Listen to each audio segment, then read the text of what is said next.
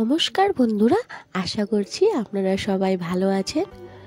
এরকম কোনো সময় ইচ্ছা করে কিছু টেস্টি খেতে, কিন্তু আবার বানাতেও ইচ্ছা করে না। তার জন্য এই রেসিপিটা নিয়ে এসেছি, জাস্ট 2 মিনিটে রেডি হয়ে যাবে।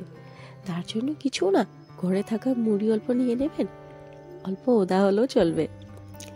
তারপর সেখানে হলুদ আর একটু নুন দিয়ে নেবেন, আর 2 টেবিল চামচ বেসন দিয়ে দেবেন, দিয়ে আর পেঁয়াজ কুচি, টমেটো কুচি আর কাঁচা লঙ্কা কুচি দিয়ে ভালো 2-3 ফোঁটা জল দেবেন, দিয়ে মেখে নেবেন।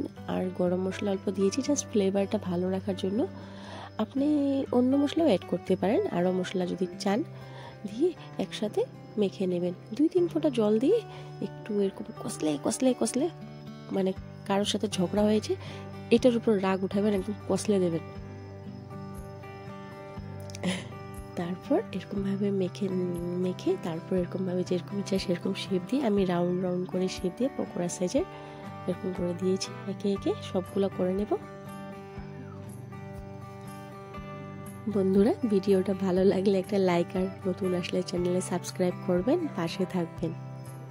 এরকম গোল গোল করে সবগুলো করে নেওয়া।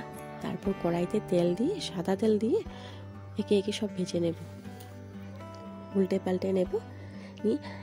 এগুলা যদি দিই বাচ্চাদেরকে টেস্টি বানিয়ে, ঘরোয়া, বাইরে ফাস্টফুড আর খেতে চাইবে না। চেষ্টা করবেন যাতে ঘরের খাবারে দিই, তার জন্য। তো এটা গরম গরম চার সাথে খান, আপনার এত ভালো লাগবে, বাইরে ফাস্টফুড আর খেতে ইচ্ছা করবে না। ধন্যবাদ বন্ধুরা, দেখা হচ্ছে নেক্সট ভিডিওতে। ধন্যবাদ।